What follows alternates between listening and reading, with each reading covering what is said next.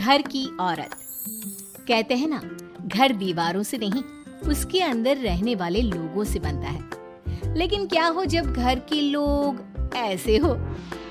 सारा दिन खाती रहती हो, सोती रहती हो, कोई काम नहीं है तुम्हारे पास। ऊपर से बहू के आ जाने के बाद तो तुम और निकम्मी हो गई हो। दिखावे के लिए हाथ में माला पकड़ ली है, बाकी कोई काम नहीं करती। अरे कैसी बात कर रहे हैं? अब तो बहू आ गई है, अब तो मेरी बेइज्जती करना बंद कर दीजिए। जैसे तैसे मेरी तो जिंदगी कट गई गालियां खा खा कर। अरे उस बेचारी को तो छोड़ दीजिए। तभी बेटे के जोर जोर से चिल्लाने की आवाज आती है। कहा था ना तुमसे रिजाइन कर दो, क्यों नहीं किया? और ये पर्स लटका कर कहाँ निकली? चलो कमरे में, काम करो घर का। बहू बेटे की लड़ाई सुनकर सास ससुर बाहर आ जाते हैं। सामने खड़ी होती है नई नवेली बहू रीमा। देख लीजिए माँ जी, शादी से पहले तो मेरे माँ पापा के सामने कहा था कि शादी के बाद नौकरी करने देंगे, लेकिन अब क्या कह रहे हैं? तो तुम माँ जी को क्यों बोल रही है बहू? तब उसका मन रहा होगा, अब नहीं है। पर पिताजी, उसके मन से मेरा करियर तो नहीं चल सकता ना। ससुर को बहू की बात पर गुस्सा आ जाता है। वो बेटी की तरफ देखता है। पापा से जबान लड़ाती है, रुक। ये बोलकर वो पत्नी को खींचकर कमरे में ले जाता है और बंद कर देता है। ये सब देखकर सास दुखी हो जाती है।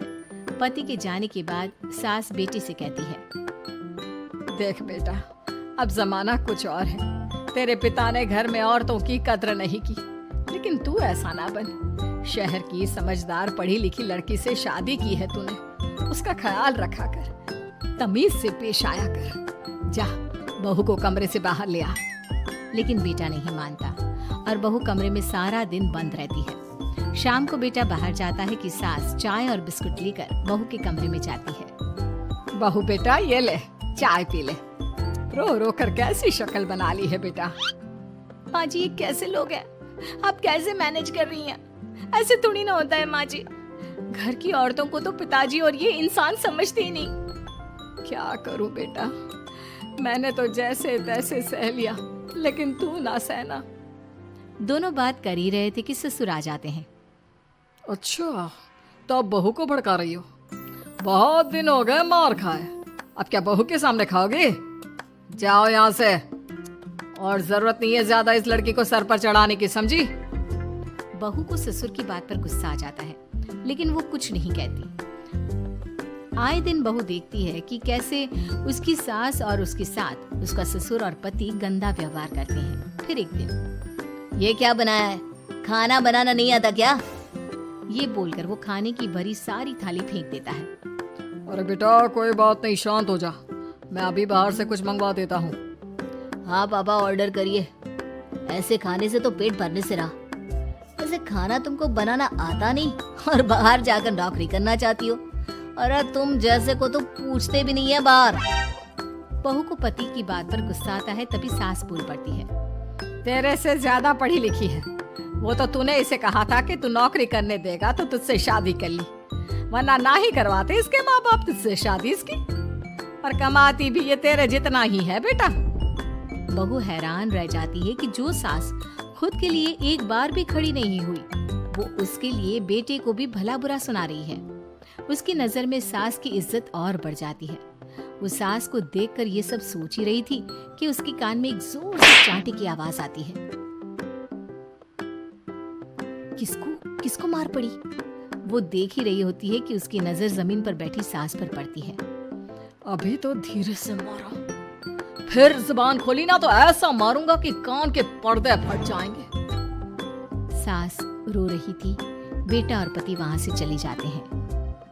पिताजी अच्छा किया माँ को जोर का चांटा लगाकर, आगे से जबान खोलने से पहले 4 बार सोचेंगी। बड़ी आई। दोनों हंसते हुए वहां से निकल जाते हैं। बहू सास को उठाती है और पानी देती है। मैंने ये दिन रोज देखे हैं बहू, लेकिन तू नहीं सहना। तू अपना जीवन अपने अनुसार जीना। शादी के वक्त मैंने तेरी माँ से बात करने की कोशिश की थी, उन्हें बताया था, लेकिन वो नहीं मानी। बहू सास को पकड़कर रोने लगती है। वो इसलिए नहीं मानी क्योंकि वो मेरी सगी माँ नहीं है। माँ जी, जिस तरह से आप मेरे लिए खड़ी हुई है ना, मेरी माँ भी नहीं हुई।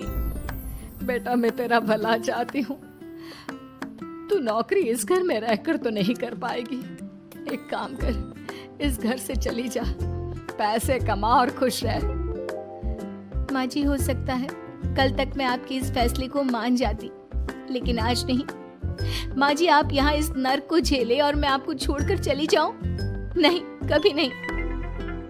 अगले रोज, सुनिए, वो क्या है ना, मुझे कुछ कपड़े और गहनों की जरूरत है, तो जरा पैसे दीजिए ना। अब आप घर के मर्द हो तो पैसे तो आपसे ही मांगूंगी ना। बुरा तो नहीं लग रहा ना आपको? नहीं नहीं, बुरा क्यों लगेगा, ये लो कार्ड, कर लेना शॉपिंग। अगले रोज, बिजली का बिल आया है 10,000 का, भर दीजिएगा। इतना बिल कैसे आ गया? बेटा वो क्या है ना, सारा दिन बहू घर में रहती है तो कमरे में एसी और टीवी चलता रहता है। अब कम से कम बाहर जाए तो 4 पैसे कमा कर लाए, लेकिन हम लोगों को थोड़ी ना औरत की कमाई खानी है, वो तो मर्द ही करता है ना। पति पर्स देखता है और फिर हाँ माँ, ठीक बोल रही हो। खैर चलता हूँ, ऑफिस का वक्त हो गया है। पति ऑफिस से पिता को फोन करता है। पापा, घर के खर्चे तो बढ़ते ही जा रहे हैं, ऊपर से महंगाई आप देख रहे हैं। मैं सोच रहा हूँ क्यों ना मीना को नौकरी के लिए हाँ कर दूं, 4 पैसे ही लाएगी ना घर में। वो तो तू ठीक बोल रहा है, लेकिन ये औरत की जात, कल को 4 पैसे कमाने लगे तो ये नहीं कि सर पर चढ़कर नाचे। हाँ पिताजी, बात तो सही है, वो तो आप हैं जो माँ को मुट्ठी में रखा है, वरना मेरी वाली तो। खैर सोचते इस बारे में। शाम को पूरा परिवार साथ बैठा होता है। वो कल पनीर की सब्जी बनानी है तो थोड़े पैसे देकर जाना। और हाँ, कीर्तन भी रखा है संडे को, उसके लिए सामान की लिस्ट बना दी है, ले आना। पापा को दे दो, वो ले आएंगे। अरे पापा कहाँ से ले आएंगे, मेरे पास नहीं है पैसे वैसे। लो, पैसे ही नहीं है? मेरे पापा की जेब तो हमेशा नोटों से भरी रहती है। बेटा, लक्ष्मी को जो पूजता है ना, उसके पास लक्ष्मी रहती है। जो घर की औरतों को मारे पीटे, वो भला कैसे लक्ष्मी का लाभ ले सकता है? वाह वाह, क्या बात है, तो जबान खुल रही है तुम्हारी। लगता है भूल गई पुरानी मार और डांट, क्या? हाँ माँ जी, शांत हो जाइए, मैं नहीं देख सकती आपको मार खाता, और फिर हो सकता है कि मैं आपको बचाने आऊँ तो ये भी मुझे मारे। ठीक है बहू, मैं कुछ नहीं कहती, तू ये लिस्ट बस दे दे, मैं चलिए आराम करने। फिर अगले रोज, सुनिए जी, वो मायके जाना है। वो क्या है ना, शादी के बाद से गई नहीं, तो ट्रेन की टिकट बुक करवा देना। तो मैं भी तो साथ जाऊंगा ना तुम्हारे। तो ठीक है, फिर फ्लाइट की ही टिकट करवा दीजिए। वो क्या है ना, अच्छा थोड़ी ना लगता है, आप पहली बार मेरे साथ जा रहे हो और हम ट्रेन से चले, ठीक है ना? पति ऑफिस जाता है, जहाँ उसका दोस्त कहता है, अरे क्या हो गया यार, परेशान सा दिख रहा है। तेरी तो नई नई शादी हुई है, भाभी परेशान कर रही है क्या? अरे नहीं यार, तू तो जानता है थोड़ी सी कमाई में घर चलाना मुश्किल हो रहा है। तू कैसे मैनेज करता है यार? कैसे क्या यार, तू जानता है ना मेरी बीवी रिया को, वो टीचर है, फिर घर में ट्यूशन करती है, साथ में बच्चे भी पढ़ लेते हैं। यार, घर नाम की गाड़ी दोनों पहियों के साथ चलने से ही चलती है। वो भी कमाती है और मैं भी, और चल रहा है घर बस। पति को दोस्त की बात समझ में आती है, लेकिन पिता का ज्ञान कैसे भूल सकता था? भाई, कल को सर पर चढ़कर नाचने लगी तो। शाम को घर आता है, जहाँ उसकी बुआ और उसका बेटा बैठे होते हैं। अरे आ गया लल्ला, कैसा थका थका सा लग रहा है, सब ठीक है ना? नमस्ते बुआ, कैसे आना हुआ? कैसा है रमेश?